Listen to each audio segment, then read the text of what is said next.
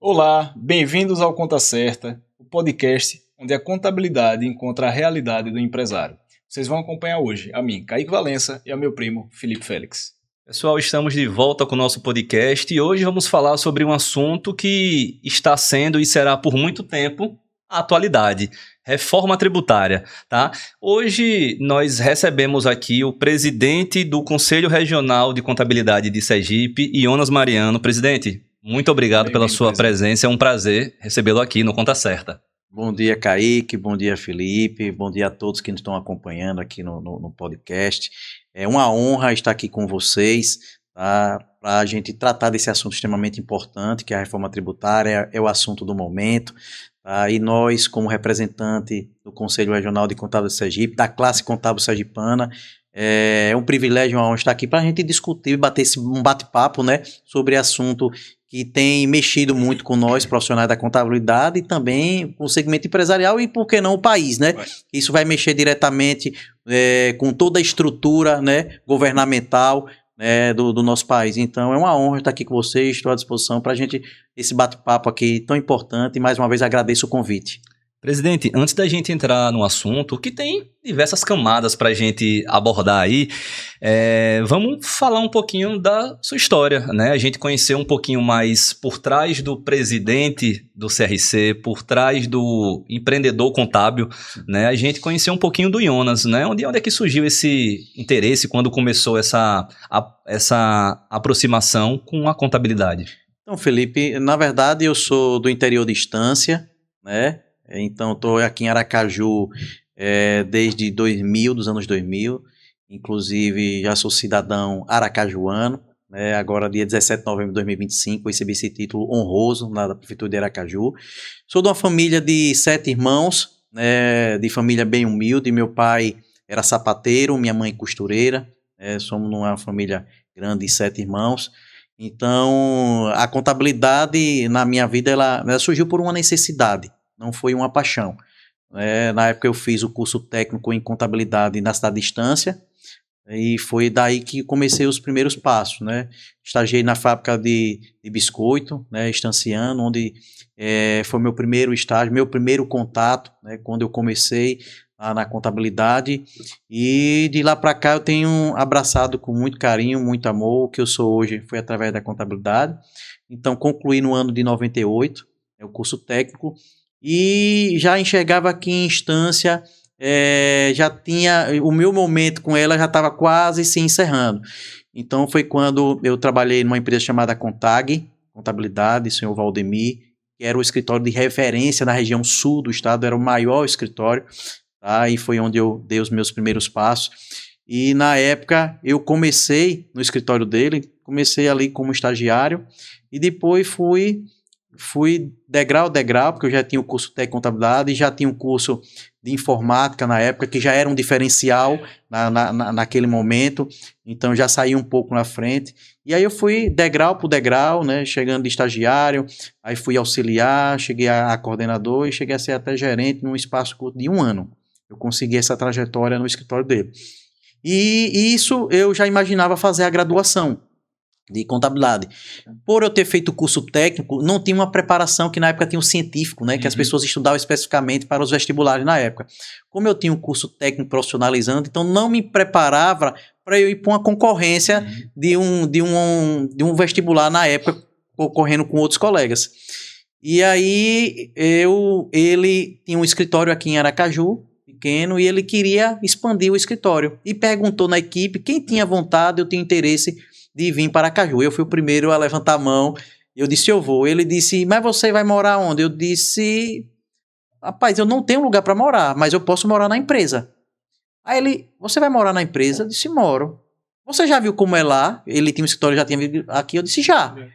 Então eu disse, eu vou. Vai mesmo, eu vou. Aí foi quando eu fiz o vestibular, né, na UNIT, já ali no início dos anos 2000, por curso de Ciências Contábeis, e vim para Aracaju. 2 de janeiro de 2001, desembarco em Aracaju para morar. 25 anos atrás. Exatamente. Somente com a mochila de roupa da semana, um colchonete, tá? E uma televisão daquela que era rádio, TV, aquela menorzinha.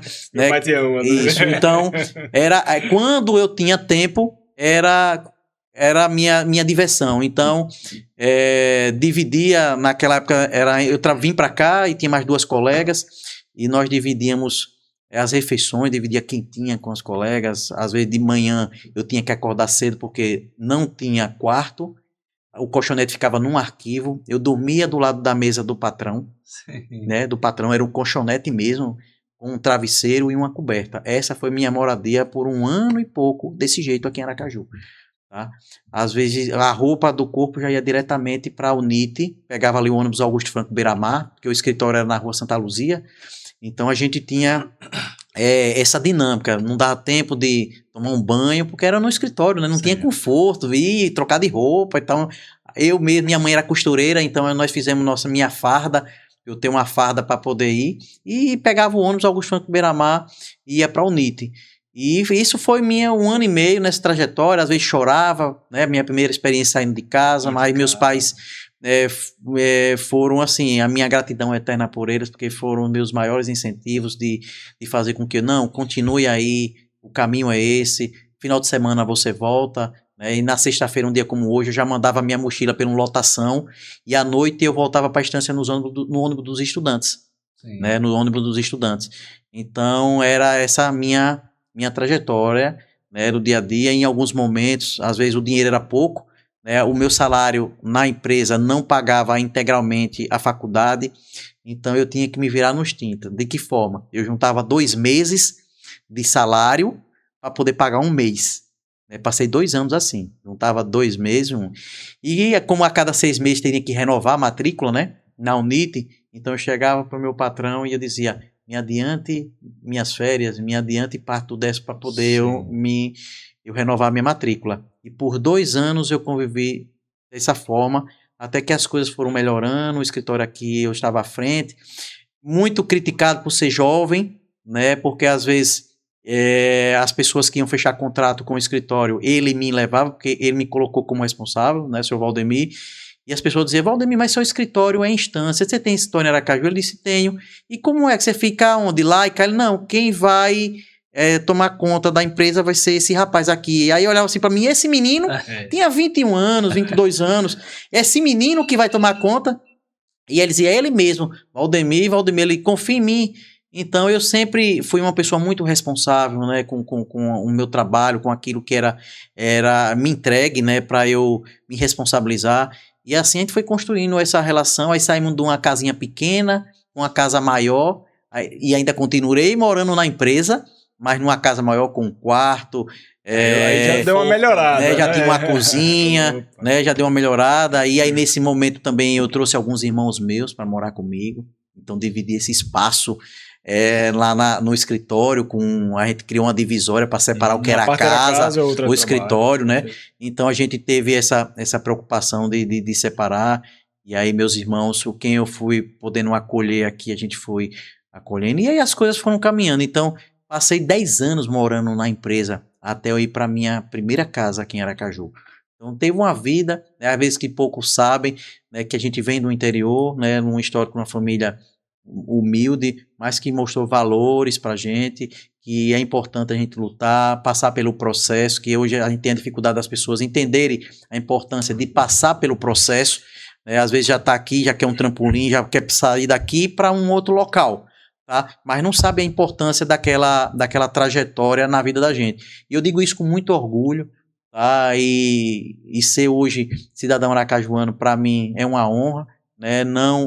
Não me nego muito das minhas raízes, sou estanciano, defendo a minha terra, defendo a minha cidade, tenho irmão e irmãs, né, que moram lá, e sempre que eu posso estou lá, amigos de infância, outros amigos que eu deixei, mas hoje Aracaju me abraçou, né, e sou muito feliz aqui nessa cidade, e aqui eu pretendo ficar, né, pelo menos até quando Deus achar que a minha missão aqui precisa ser cumprida. Mas me identifiquei muito com Aracaju, hoje tenho grandes amigos, né, como vocês, considero amigos que a contabilidade nos aproximou, e com outras pessoas que a gente tem se aproximado. Então, esse é um pouquinho, né, do Ionas, que também já foi de tudo. Antes disso, eu trabalhei em padaria, né? Trabalhei em padaria, né? Já fui balconista, já carreguei lenha. Isso lá em Estância? Lá em Estância, ainda em Estância, né? Antes de entrar a contabilidade migrar para minha vida, já montei antena parabólica, né? Subia nos telhados com meu cunhado, né? Eu era auxiliar do meu cunhado para poder montar antenas parabólicas, e fui sempre uma pessoa que não tive problema nem vaidade com nada disso. Eu sempre calcei o sapato da humildade, né? Não é também porque meus pais eram humildes que eles não queriam que a gente prosperasse. Com certeza. Meu pai tinha uma sapataria, e quando a gente levava o sapato para poder engraxar, quando a gente pegava na escova para engraxar, meu pai dizia: deixa aqui, vai embora, quando você vier me pegar, você leva. Por quê? Porque ele não queria aquilo para os filhos, entendeu? Da mesma forma, minha mãe costureira, minhas irmãs não aderiram. Minha mãe era costureira profissional e meu pai era chamado mestre sapateiro. Mestre sapateiro. Né? Então, são profissões realmente que era muito reconhecida na época, era um dom. Né? Minha mãe costurava horrores, minha mãe não tinha nenhum privilégio de acompanhar a gente nos eventos da escola, porque ela não tinha tempo. São João, 7 de setembro, final de ano, né? Ela costurava bastante, então ela não tinha tempo de nos acompanhar. Engraçado que essas profissões hoje... Pois é, deixaram de existir. Estão loucas, desesperadas, buscando um bom sapateiro, pois um bom costureiro. E não tem mais. E não tem. E eles dois eram grandes profissionais, né? Eles não estão aqui mais hoje. Meu pai fez 13 anos de falecido, agora dia 23 de junho. Minha mãe faz 3 anos de falecido, agora dia 15 de agosto. Então, mas deixou esse legado, deixou uma família de pessoas honestas, né? De pessoas com caráter, pessoas com propósito, tá? Deixou um legado para que a gente possa passar para os nossos filhos, netos, né? Essa referência que eles foram na vida da gente. Então, hoje, está na condição, e aí terminei a graduação em 2005, né? Já tenho um bom tempo como contador, e aí comecei a minha caminhada, né? Contábil, classista, né? Participando de diversas entidades, participei do sindicato do Adasconte, a Associação dos Contadores de Estância, região sul. Até hoje sou membro, né, contribuo para a associação, porque acho que é importante a gente incentivar, a gente tá ali próximo, né, apoiando as entidades.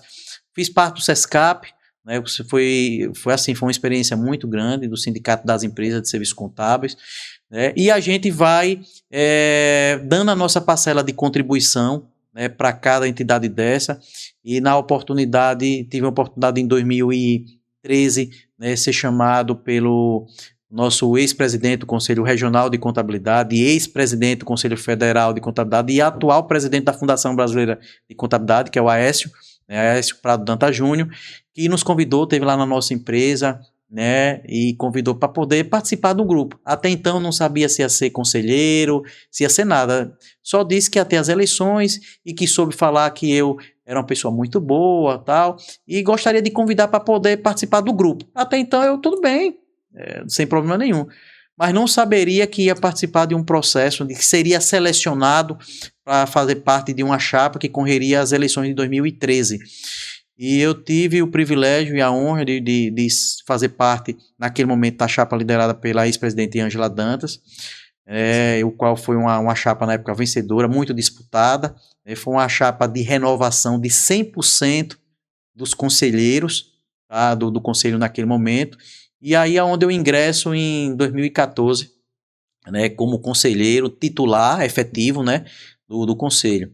E aí comecei a minha trajetória dentro do Conselho de Contabilidade, onde passei 2 anos como membro da Câmara de Fiscalização Ética e Disciplina. Sim. Uma Câmara muito delicada, porque você está lá para julgar os colegas, tá? E a gente vive... corregedoria. Exatamente. E aí a gente vive os dois lados da moeda, né, Felipe e Kaique? A gente está na condição de profissional aqui e do outro lado também julgando o colega. Perfeito. Certo? E comecei a me destacar, né, pela a minha forma de conduzir os processos, né, de forma com muita lisura, com muito embasamento, graças a Deus, e comecei essa caminhada. Então, passei 2 anos, 14 e 15, como conselheiro na Câmara de Fiscalização, e 16 e 17 tive a oportunidade de ser vice-presidente, a convite da presidente Ângela, à época, vice-presidente de registro. Então, é a porta de entrada do conselho. Então, passava pelas minhas mãos, pela minha coordenação, esse ingresso de novos profissionais lá no Conselho. E é uma Câmara extremamente importante, que ela é a porta, né? E fizemos vários eventos de entrega de carteira, né, em vários lugares, de casa cheia, lotada. Inclusive, teve um evento que eu fiz uma entrega de quase 100 carteiras, né, de identidade profissional. Então, era muito gratificante isso. Isso era a minha coordenação. Era um orgulho para mim ver os familiares ali, junto com seus filhos, ou até pais, mães que voltaram a estudar, que submeteram ao exame, que estavam de insuficiência, né? Que nós fazemos, e a oportunidade de fazer entrega, né? A gente já foi para tanta solenidade, a gente tem mesmo o exemplo da OAB, né? Que tem a entrega também. Então, para mim, era um momento, um marco muito importante poder estar coordenando aquele momento, né? Sobre o comando da ex-presidente Ângela. E aí encerro o meu ciclo, né, da gestão da presidente Ângela, e aí a gente inicia um novo ciclo. Novamente fui chamado para fazer parte do processo, né, de eleição para as eleições de 2017, tá? Que na época foi capitaneada pelo presidente Vantos, né, que é lá o servidor do Tribunal de Contas, né, o auditor externo do Tribunal de Contas, me convidou novamente para poder fazer parte do processo. E nós colocamos nosso nome à disposição, né, da classe, e para nossa glória nós fomos também contemplados pelo processo eleitoral. E aí o presidente Ivanson liderou, né, toda a gestão. Foi 2 biênios que ele esteve, e eu fui o vice-presidente administrativo dele. É uma pasta extremamente importante no Conselho, né, é o braço direito. A gente sempre diz que é o braço direito do presidente. As outras, temos as vice-presidências que compõe, né, vice-presidente de desenvolvimento profissional, administrativa, né, que faz controle interno, nós temos fiscalização ética e disciplina, mas a vice-presidência administrativa é o dia a dia do Conselho. Tá? Então, eu tive o privilégio de ser o seu braço direito nos seus 2 mandatos quanto presidente, tá? E aprendi muito. Eu aprendi muito porque eu não sou da área pública, eu sou da iniciativa privada, como vocês aqui também. Exato. Mas a minha experiência, a minha passagem na vice administrativa me deu uma visão que eu trago para o dia a dia, para a minha vida pessoal e também para a empresa, né? Conceitos, valores, controles, né? Porque a gente vê muito isso sobre controle, orçamento, a gente trabalha muito essa questão do orçamento. Então começou a me dar uma visão muito maior, né, de planejamento, porque tudo lá você precisa de planejamento. A gente tem um plano anual de contratações, você tem que prever o que é que você vai contratar no ano seguinte e fazer uma boa execução daquele orçamento, e eu acho que isso tem me ajudado muito, né, na minha vida com relação a isso. Então, a gente trabalhou uma dupla muito boa, a gente se entendia no olhar. Ele estava em algum lugar, era aquela sinergia, né? Aquela sinergia, aquele escudeiro que na hora que ele levantava o pescoço, eu já sabia o que ele queria, tá? Então isso é muito bom quando a gente constrói essas relações, por onde a gente passa, seja na nossa empresa, com nossa equipe, a equipe com a gente, seja em casa. Então essa sinergia é muito boa, e eu e ele, a gente fez isso muito bem. Então cumprimos nosso mandato, né, até 2022. E aí, mais uma vez, inicia um novo processo de eleição. Eu achando que ia concluir o meu ciclo, já foi, né? Sou convidado novamente a participar de um processo eleitoral, dessa vez encabeçada pela nossa amiga, eterna presidente Maria Salete Barreto Leite, né, que é uma pessoa admirada. Eu sei a admiração que vocês têm por ela aqui, né, o avô de vocês, seu Parísio, né, tem um carinho muito especial por ela, a gente sente isso e é recíproco dela. E ela por ele, eu quero dizer. Por ele também, é algo, quando ele se encontra, é coisa de almas, né? E a gente fica feliz quando a gente encontra esses baluartes da contabilidade, né, falando da contabilidade especial. Baluarte da contabilidade. E a gente vê o quanto eles contribuíram, tanto o seu Parísio, né, continua contribuindo, né, mas agora já passando o bastão para a 3ª geração, né, então isso é muito importante, essa continuidade. E Salete por tudo que ela representa, pela passagem dela em diversas entidades, praticamente ela participou de todas as entidades contábeis aqui no estado, seja como membro ou como presidente, né, coordenando, enfim. A ela a gente tem uma eterna gratidão, Sergipe tem uma gratidão pela presidente Salete, por tudo que ela fez por nós. E aí a chapa foi montada a chapa, ao qual novamente fui convidado, também tive o privilégio, a convite dela, de ser o vice-administrativo dela, né, o braço direito, e os meus 4 anos anteriores me ajudaram muito a minha experiência de ajudá-la na presidente. Porque a gente sabe o papel do presidente, ele claro. sozinho ele não tem condição de desenvolver nenhum trabalho. Então, por isso que existem as vice-presidências, existem as comissões, existem os representantes regionais, né, e toda a equipe interna de colaboradores que dá todo esse suporte para que a coisa de fato aconteça. E aí tive o privilégio também de estar os 2 anos com a presidente Salete, e o projeto dela, dentro do contexto, era somente ali de ficar 2 anos enquanto presidente. Né? Ela entende que o momento dela poderia contribuir de outra forma, mas ela já estava como contemplada, né, de chegar à presidência do CSC aos 2 anos. E aí foi quando me veio o convite para eu ser o presidente. A princípio me deu aquele frio na barriga, porém eu me preparei, de alguma forma eu me preparei. Era o que eu ia comentar, você vem desde 2013 passando por todos os setores, principalmente os mais estratégicos e mais delicados. Isso eu não conhecia esse histórico seu. É uma importância muito grande, porque é diferente de quando você começa já em uma gestão sem saber como funciona a operação. Exatamente, Felipe. E eu me preparei sem saber que um dia eu poderia ser o presidente. Se eu disser para você e para Kaique aqui, para todos que estão nos acompanham, se eu fiz essa preparação pensando em ser presidente, sou muito sincero e honesto dizer para vocês, com toda a humildade do mundo, não estava me credenciando a ser presidente. Hoje, estar com o presidente foi algo que aconteceu. Tá? Os colegas entenderam, né, que eu estava preparado para assumir a presidência do conselho. Então, eu passei por todas essas etapas que eu relatei aqui, né, essa passagem desde 2013 a estar hoje, né, como presidente. Não foi nada por acaso, não foi algo que eu caiu de paraquedas, que eu impus ser presidente, não. Eu deixei as coisas, exatamente, as peças se encaixando, as coisas irem acontecendo, ao ponto dos meus colegas entenderem o seguinte: o melhor nome para conduzir o destino do conselho é Jonas. Agora me deixe fazer uma observação. Você veja como fica claro a repetição do padrão na sua vida de crescimento. Isso é um reflexo da pessoa que você é. Você começou lá na empresa, lá na Contag, foi de estagiário a gerente.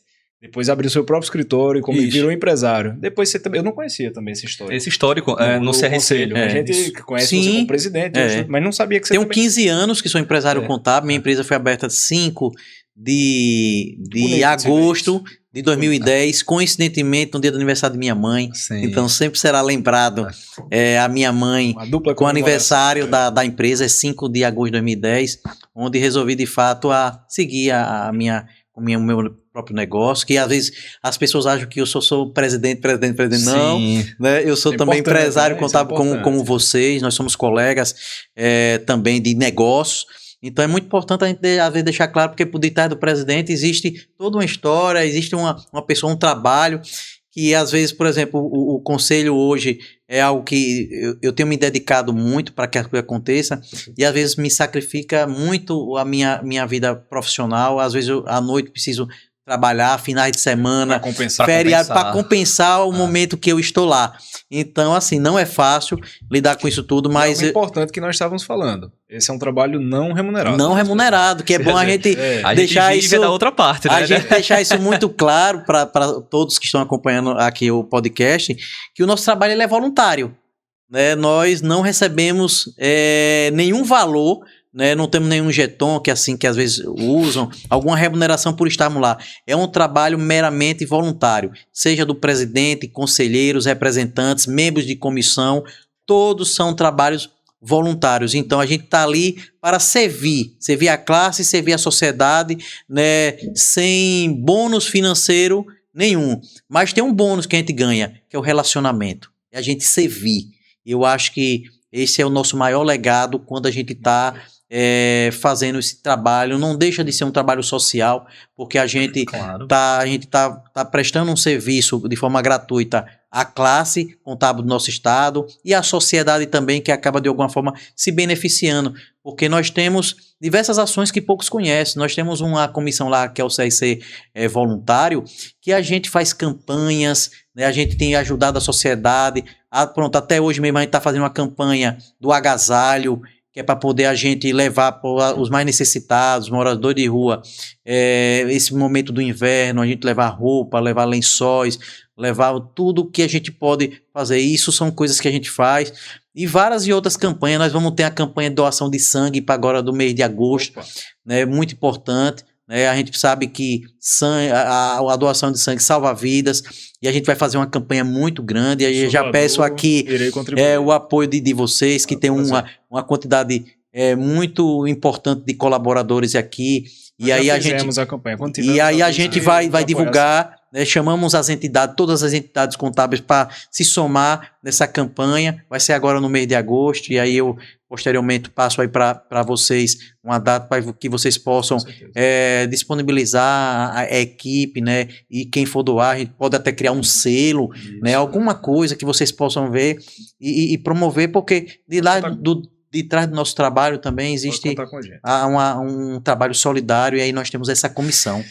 Coisa boa, Jonas. Olha, parabéns pela história. Realmente é uma história assim que a gente não conhece. Eu não conhecia. Quem tá assistindo também deve falar, rapaz. Eu conhecia de Salete pra cá, né? Que era você como vice-presidente. Isso. Né? De cá até hoje conhecia, mas esse passado realmente... Salete, inclusive, é um baluarte tão grande que quando eu comecei a trabalhar, uma das primeiras visitas que eu fui, quem levou foi nosso sócio aqui no Esmário, que você tem que conhecer Salete. Salete é uma das referências da contabilidade, uma pessoa de respeito. Perfeito. E ele foi lá me apresentar, foi lá na empresa dela. Enfim. Mas, presidente, vamos agora para um tema um pouquinho mais cascudo. Vamos falar de reforma tributária. Vamos lá. Você está passando por um período, você está no seu segundo período de gestão, né? Você foi renovado, inclusive foi chapa única, que é um resultado do seu trabalho, não do seu primeiro trabalho, mas desses 15 anos de trabalho e da representatividade do seu nome, né? Então, assim, a classe simplesmente falou, não tem nem o que pensar, vamos... né? Estamos muito bem atendidos.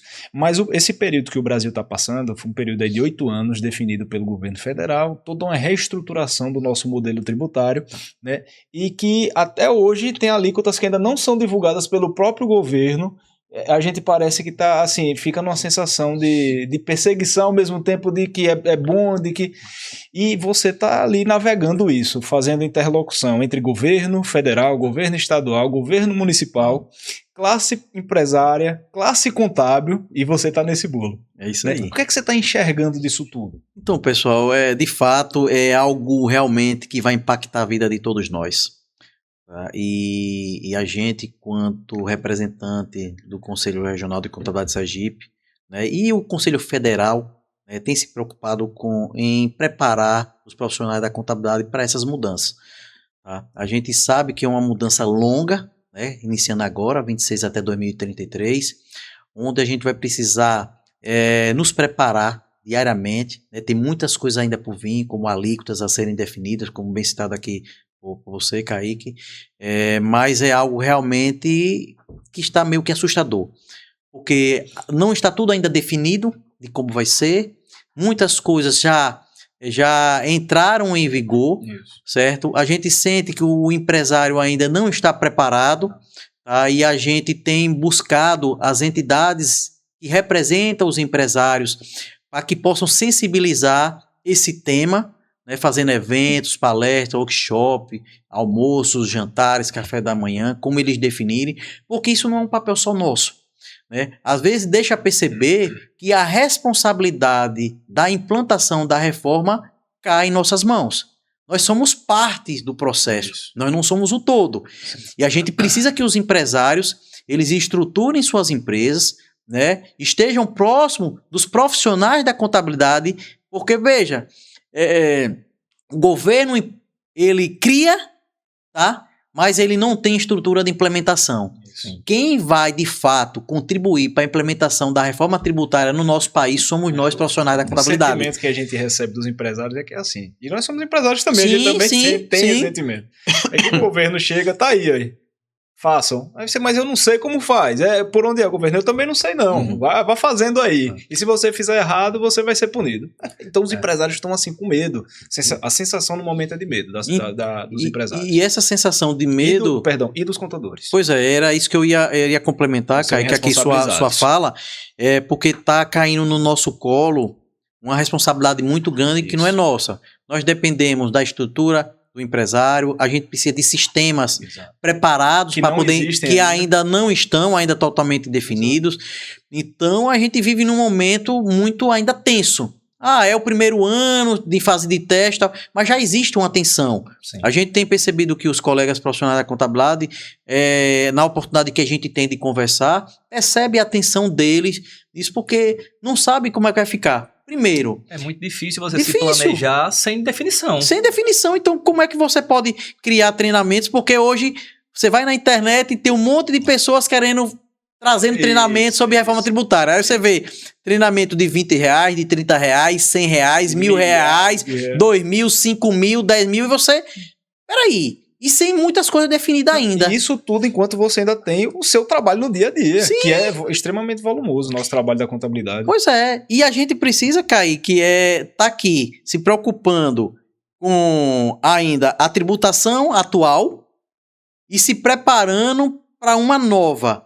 Onde uma nova tem um período de transição muito longo. Onde a gente vai estar tendo fazendo as duas de forma paralela. Como é que vai ser isso? Quantas horas nós vamos gastar de horas de trabalho para fazer isso? Você comentou agora, presidente, um ponto extremamente relevante até da ideia da reforma tributária que é vendido para os empresários, porque a gente sente esse reflexo na visão que o empresário tem sobre a reforma, que é a ideia de simplificação. Pois é.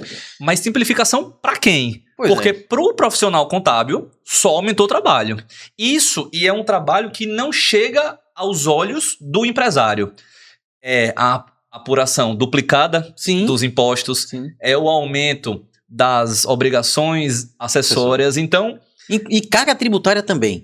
Isso. A gente tem percebido que muitos setores da economia vão sofrer muito, vão ser onerados, e isso é uma preocupação. Aí hoje, a gente está já no mês de julho, inclusive no segundo semestre, o setor de serviço, as empresas contábeis serão afetadas também.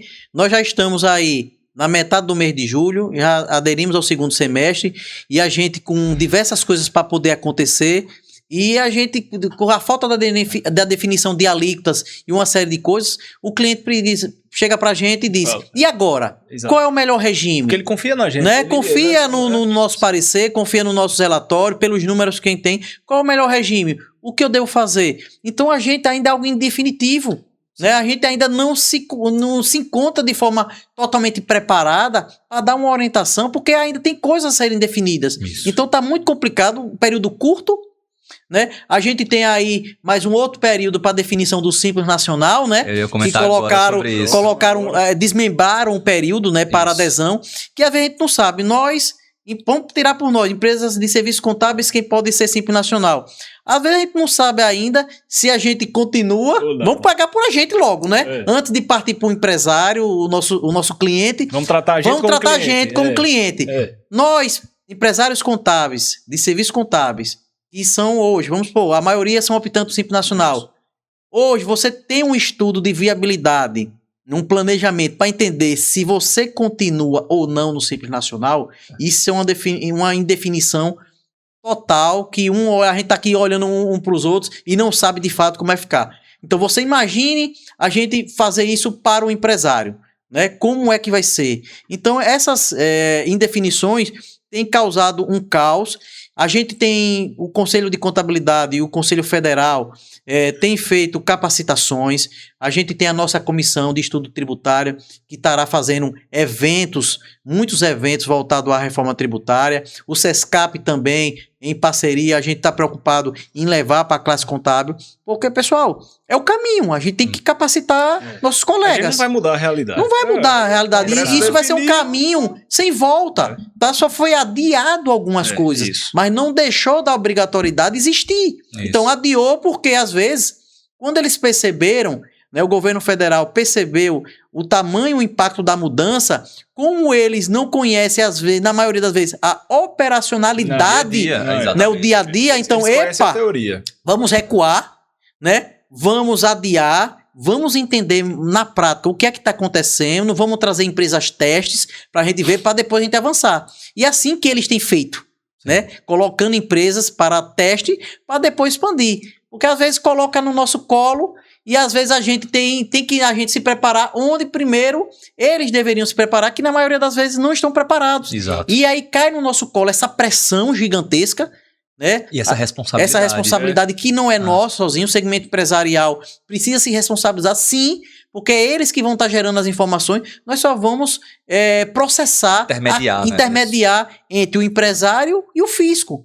Né? Então nós estamos no meio ali, fazendo esse papel muito importante, né? De processar a informação que é do empresário e transferir essa informação para o fisco.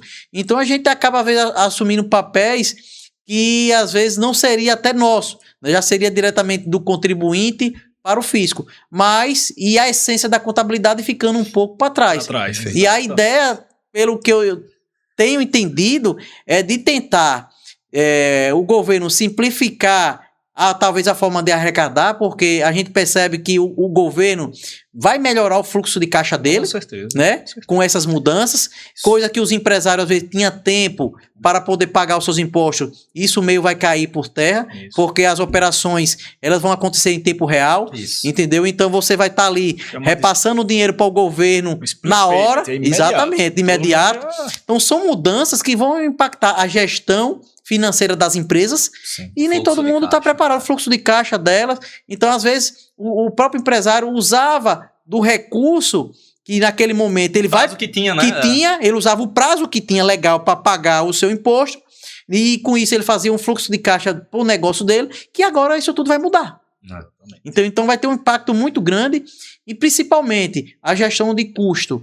Eu acho que nós, profissionais da contabilidade, vamos precisar estar mais próximo dos clientes, né, e ajudando eles nessa gestão de custo, porque muitas mudanças de alíquota, muitos impactos vão ter na formação de preço, né, de venda dos produtos e dos serviços e na indústria também, e a gente vai precisar estar capacitado para poder auxiliar nesse momento de transição.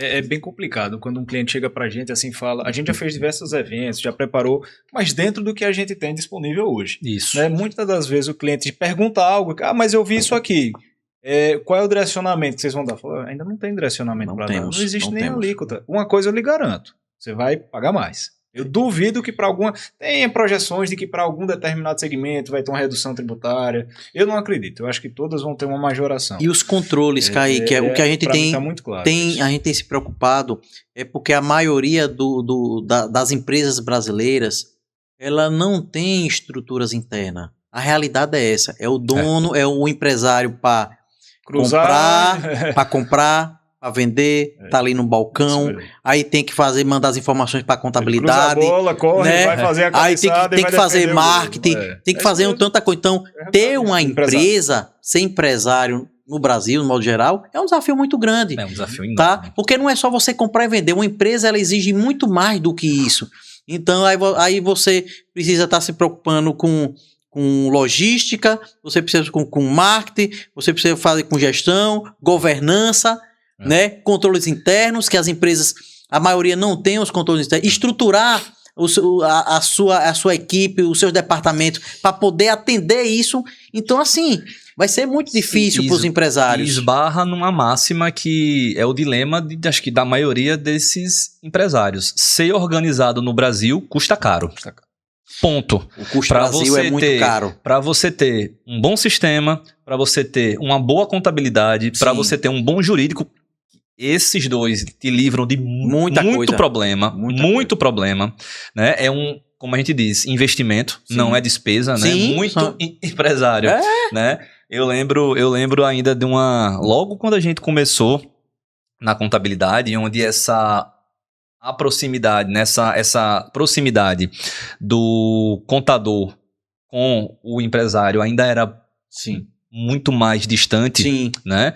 Isso há 12 anos atrás. a gente ouvia muito, né? Eu ouvia muito essa frase dizendo que o contador era o meu malvado favorito. Porque assim, precisa ter, mas eu não gosto de ter. Tem porque precisa. Tem porque precisa. Diziam da seguinte forma, que era o mal necessário. O mal necessário, exatamente. Então assim, precisa ter, porque é obrigatório ter, mas eu não gosto de ter. Então, eu acho que vem mudando esse panorama, ele vem mudando. Hoje a contabilidade participa de maneira muito mais ativa da parte gerencial, coisa que não participava antes. Era um representante do fisco ali, só mandava boleto, né? Hoje em dia participa de maneira ativa, hoje em dia gera economia, hoje em dia gera melhores decisões, mas é uma quebra de paradigma que para o empresário alcançar um nível de acompanhamento e de profissional, ele vai gastar dinheiro. E para ele gastar, ele precisa ter. Pois é. Né? Então isso é uma barreira gigante. Então, você trouxe gigante. Um resumo bem importante, Felipe, da realidade do empresariado, né? E nesse meio termo, a gente precisa lembrar que nós passamos por um processo de uma pandemia que ainda estamos com reflexo da pandemia. Né? As consequências que a pandemia nos trouxe, né, para as pessoas, né? A gente teve muitas percas com isso tudo. Tivemos clientes que faleceram. E faleceram, e empresas que fecharam. Né? Só a gente passar aqui vamos trazer Aracaju como exemplo. Eu tenho rodado o Brasil pelo conselho, tendo a oportunidade de estar em outros estados, mas vamos pegar Aracaju. É só a gente rodar, aqui a gente vê a quantidade de imóveis, aluga-se, vence, tá? Empresas que você olha assim, rapaz, aqui era empresa tal, fechou, tá? E aí a gente vai para o interior também da mesma forma.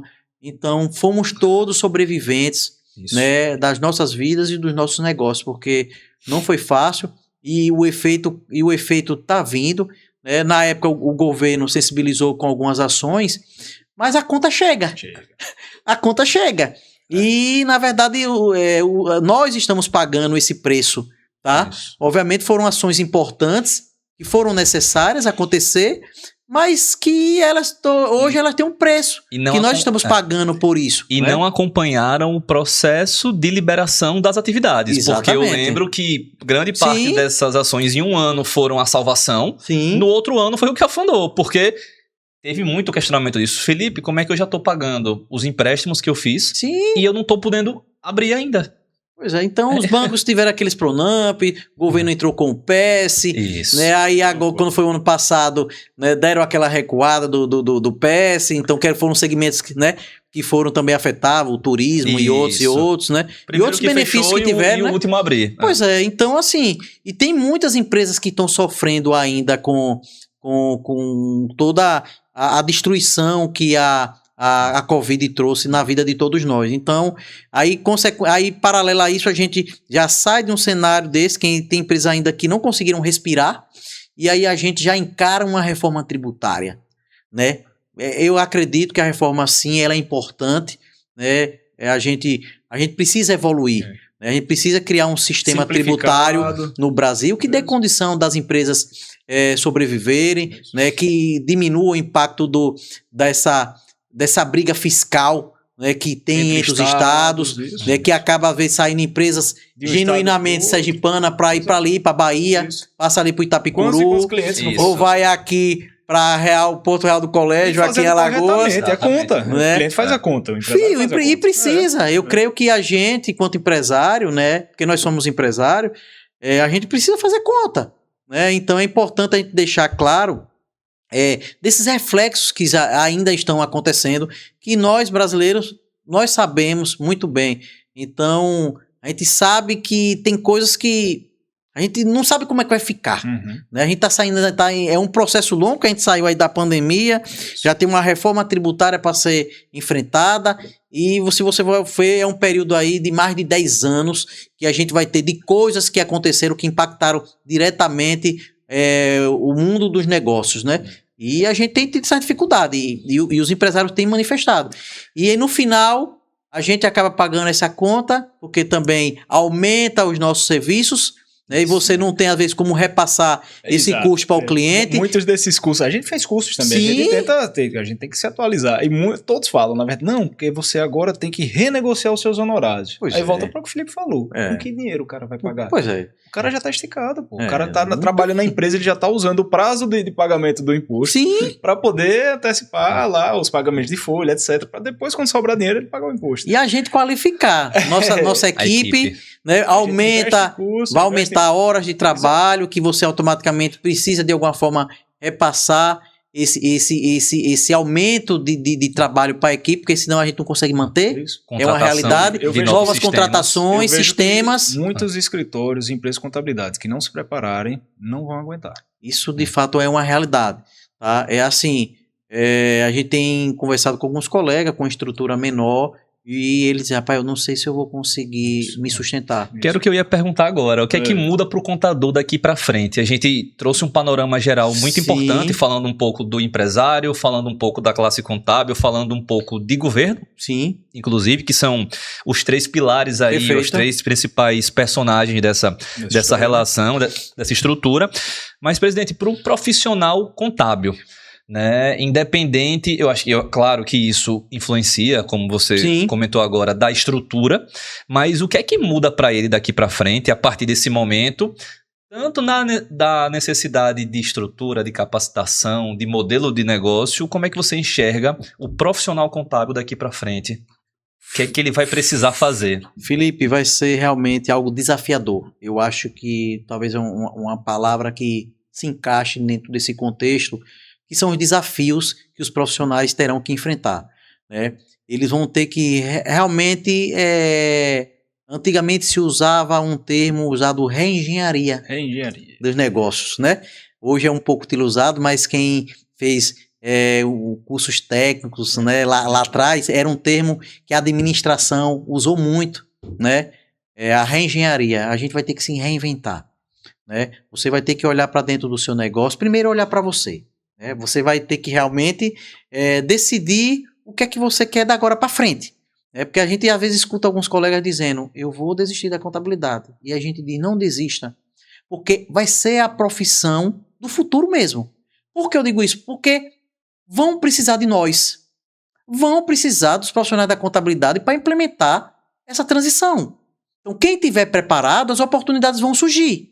Entendeu? Mas às vezes a gente pega pessoas cansadas, que sabe, nossa profissão ela é cansativa, né? Ela é gratificante, é honrosa, mas ela é cansativa, mexe muito com a gente, tá? E tem mexido muito nos últimos tempos. Eu acho que é uma das profissões que mais se mexeu dos últimos anos, é a profissão contábil. Com alterações estruturais, né? A contabilidade nunca teve esse histórico de alterações estruturais grandes, né? Diferentemente da área do direito, por exemplo, que todo dia é uma novidade, mas a contabilidade ela sempre foi mais da mesma forma, né? Comedita ali, sem muitas evoluções, mas a gente tem sofrido muito esse impacto, e o presidente do Conselho Federal, né, o Joaquim, ele tem tido uma visão ampla sobre a contabilidade, né, mostrando a importância, reestruturando várias coisas sobre a contabilidade, porque é o momento, se aproximando de órgãos do governo de forma estratégica. A Receita Federal, nós já temos uma parceria muito grande, porque para poder mostrar a importância da profissão.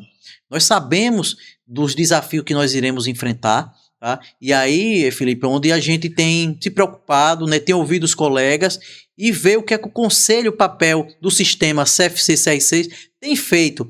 Primeiro, para proteger a profissão, a imagem e a importância de nós nesse processo. Eu acho que isso precisa ser muito bem divulgado, muito bem massificado, mas eu também digo, não adianta que as entidades elas busquem isso por nós se nós não fizermos o nosso papel, a nossa parte. Porque, infelizmente, a gente passa por colegas que eles não se atualizaram, né, não buscaram a evolução do tempo, né, não conseguiram migrar as gerações. Vocês aqui foram privilegiados de estar na terceira geração, mas a geração 1 e 2 já ter esse olhar para o futuro. Então, quando vocês assumiram esse bastão, né, esse papel, você já vem de uma transição de uma era né, de uma era, e vocês já pegam esse momento de transição com todo esse conhecimento, isso ajuda muito, né? Isso passa uma segurança importante. Diga-se de passagem, nossa transição realmente ela foi feita, ao nosso ver, da maneira correta, porque ela foi feita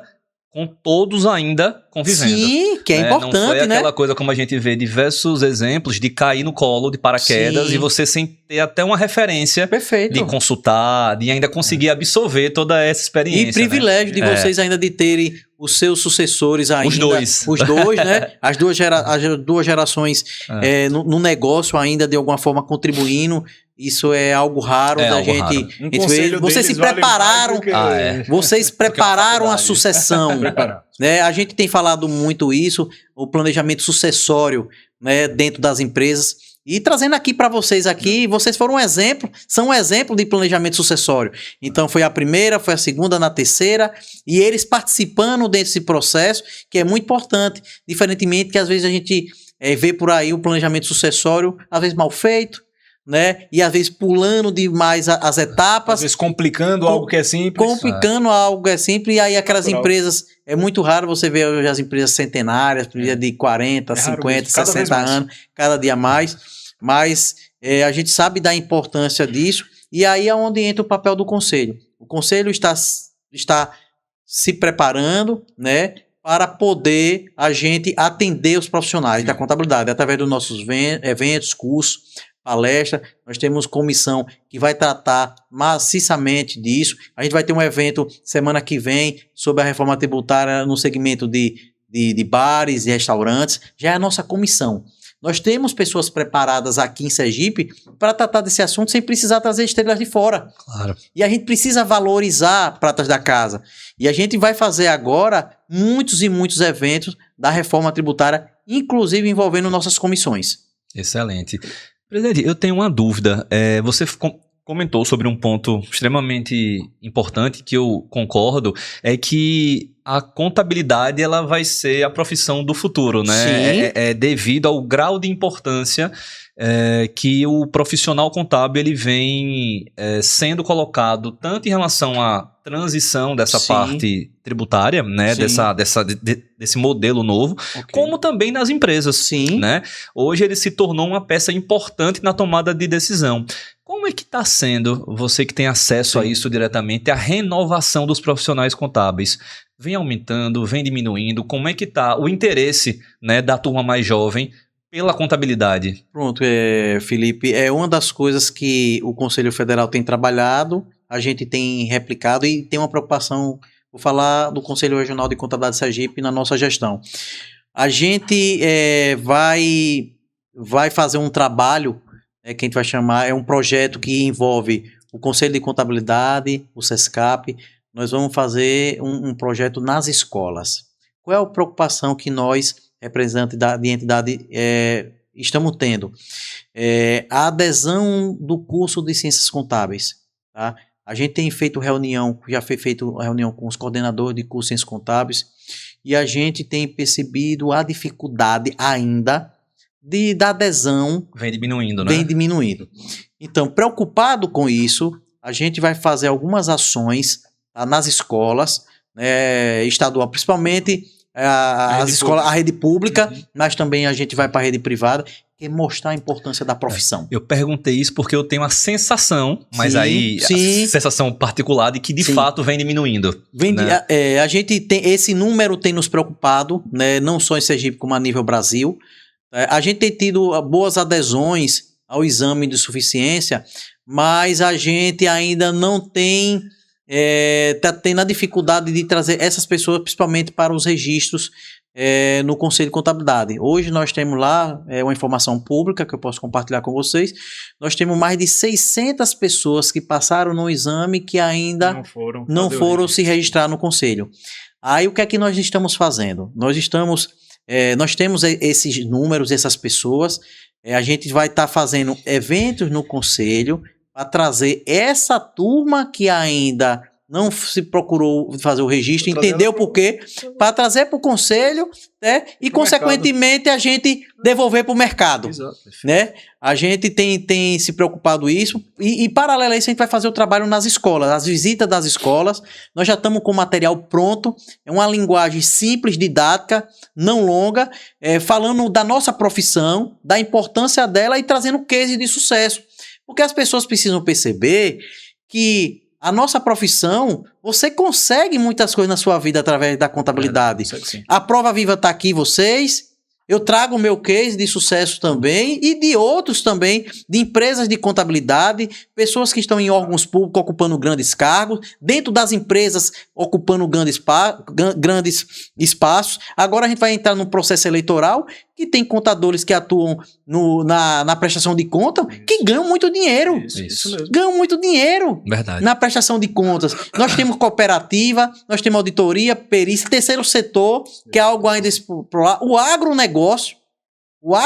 Então, veja, olha quantas oportunidades os profissionais da contabilidade têm, né? Concurso público, né? Que passa muitas informações contábeis. Então, sim, com bons salários, inclusive. Com bom salário. Então, tem várias vantagens hoje você aderir ao curso Ciências Contábeis, ter uma formação em Ciências Contábeis. A gente falou aqui de forma resumida, mas a área de finanças, a área de custos precisa de profissionais da contabilidade, consultoria, né? Área fiscal. Veja, departamento pessoal, por mais que não seja exclusiva prerrogativa nossa, mas o nosso conhecimento permite a gente atuar no departamento pessoal e outras coisas, pessoal. Então, veja quantas coisas a profissão contábil pode agregar. E é isso, Felipe, Kaique, que a gente tem tentado mostrar para a sociedade, principalmente para os estudantes, a importância deles aderirem à profissão.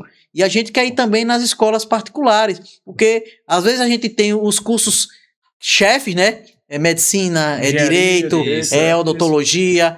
E assim, as pessoas têm visto, têm se preocupado um pouco menos com essa profissão que é extremamente importante, como a profissão do professor também, que passa pelos ensinamentos dele. Então, todas as profissões ela têm a importância, mas em especial a nossa, nos próximos anos, vai exigir muito de nós. E aí é onde vai surgir também as oportunidades da gente se preparar para esse futuro que já é agora, e a gente poder ganhar dinheiro com isso, né? Não vamos dizer, não é só a valorização, não. A gente sai de casa para ganhar dinheiro. A gente precisa pagar dinheiro, nós temos nossas contas, nós temos nossos familiares, família para manter, estrutura e empregados, né? E o governo também que acaba usufruindo, porque quanto mais a gente emprega, quanto mais a gente fatura, mais imposto a gente paga.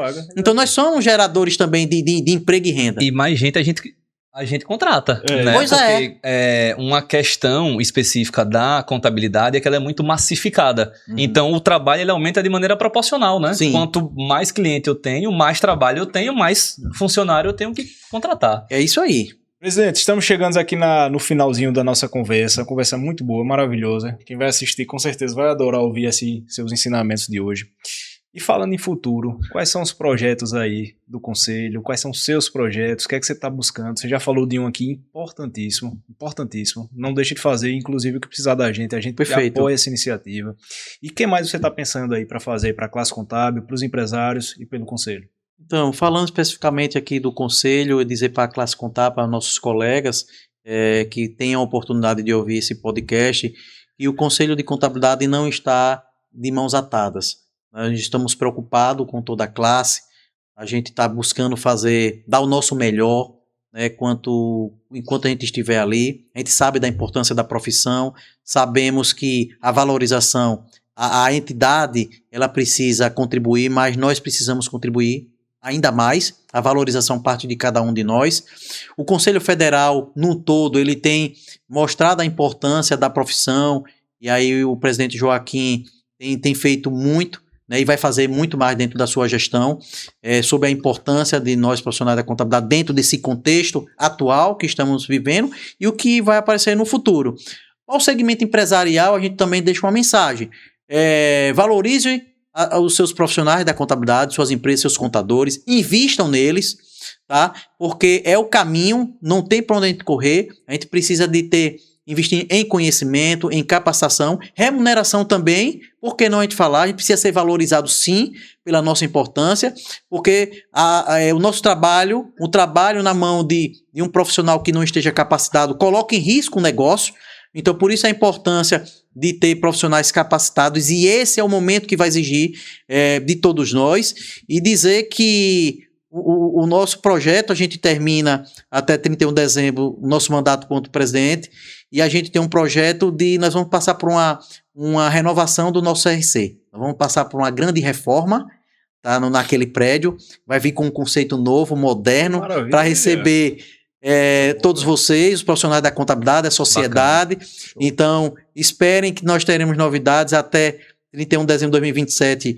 O meu desejo, a minha vontade, dentro do meu mandato quanto presidente, é entregar isso para a classe contábil, para a sociedade, um prédio renovado, moderno, boas instalações também para os nossos colaboradores, porque eles merecem, nós merecemos ter um conselho à nossa altura, tá? E esse é um dos nossos projetos, além de tantos outros que a gente faz, que às vezes a gente não dá tempo da gente divulgar tudo, mas um dos nossos grandes projetos para o conselho além de capacitar, né, toda a classe, todos os profissionais, né, estarem próximos da gente, e a gente pede para que sigam nossas redes sociais. A gente tem feito muita coisa que às vezes as pessoas não conhecem, não têm a curiosidade de saber o que é que a gente faz. Participar de uma plenária nossa, né, uma plenária pública, qualquer um de vocês, vão lá, vão ver o que é que o conselho está fazendo, aonde é que o dinheiro da nossa anuidade é aplicado, e a gente presta contas. A classe está lá, nosso portal da transparência, tudo está lá. Vão lá saber de fato qual é o trabalho que a gente faz. E aí eu convido você também, Kaique, Felipe, vocês que fazem aqui a MPK, que tiveram oportunidade, vão numa plenária nossa, dedique uma tarde lá, fique lá sentadinho e olhe, veja o trabalho que a gente faz. Porque às vezes a gente é muito criticado por aquilo que a gente não conhece, que as pessoas não conhecem. E você tendo a oportunidade de ir lá, você vai ver uma visão do conselho totalmente diferente do que às vezes as pessoas. Melhorou, porque a gente hoje tem dado muito mais publicidade das nossas ações. Mas é importante ir lá, é aberto, o conselho é nosso. Eu estou lá só representando a classe, mas eu também sou empresário contábil, eu sou profissional da contabilidade também. Então eu tenho que zelar pela entidade o qual eu pertenço. Porque eu vou sair da cadeira, outro colega vai entrar. E eu quero que o conselho esteja em boas mãos. Nós queremos que o conselho esteja em boas mãos. E é esse o trabalho que a gente quer, e o nosso desejo para que a gente possa, de fato, poder fazer uma gestão participativa, certo? Com todos. E já deixo aqui os nossos agradecimentos a vocês pelo espaço, né? Da gente ter falado um pouco sobre a nossa vida, um pouco do futuro da profissão, da reforma tributária, os impactos. Eu acho que foi temas realmente importantes. Me senti muito à vontade de estar aqui com vocês. Espero ter outras oportunidades para a gente fazer esse bate-papo aqui, e o Conselho de Contabilidade está à disposição aqui de vocês. Presidente, excelente. Só uma última pergunta para a gente poder, de fato, encerrar. Para o profissional que ainda não utiliza, né, todo esse arcabouço que o Conselho disponibiliza, sim, por onde é divulgado as palestras, os cursos, os treinamentos, quais são os canais oficiais de divulgação? E empresários que também queiram mandar suas equipes. Nós temos o Instagram do Conselho Regional de Contabilidade, nós temos um WhatsApp, um boletim informativo, tá? A gente adquiriu agora uma ferramenta para disparar os e-mails de forma e-mail marketing, onde vocês também vão estar recebendo os e-mails, né? Os grupos do WhatsApp a gente tem tentado massificar as informações através desses grupos, então a gente tem tentado de várias formas, né? O nosso site, né, também nós temos lá. Então, assim, hoje qualquer pessoa, qualquer colega tem condição de saber como está o Conselho de Contabilidade, né, quais são as ações que a gente faz, que a gente tem que ter feito uma gestão muito transparente, e a gente faz questão de divulgar e passar tudo isso para você. Então são esses, Felipe, nossos canais, né? Estamos também lá à disposição. Segunda, quartas e sexta à tarde o presidente está lá no conselho. Quem quiser fazer uma visita, agendar, tomar um cafezinho com o presidente, estão todos convidados. A gente vai estar lá, ter a honra de receber. Como eu disse, a casa é de vocês. Vocês podem ir a hora que vocês quiserem, tá? Porque vocês pagam por isso, vocês mantêm aquilo ali também como eu mantenho. Eu só estou representando uma passagem. E espero que os próximos gestores, né, também construir esse espaço que a gente está construindo aqui com vocês. Então, minha gratidão, mais uma vez, de estar aqui e me coloco à disposição sempre que precisarem. Presidente, obrigado pela visita. Você que estava nos assistindo, espero que tenha gostado desse episódio do Conta Certa. Hoje tivemos a honra de ter aqui o presidente Jonas Mariano, atual presidente do Conselho Regional de Contabilidade de Sergipe. Trouxe muitos insights aqui interessantes. E continue seguindo o Conta Certa aqui, para mais conversas como essa. Pessoal, obrigadão pelo acompanhamento de vocês e até a próxima.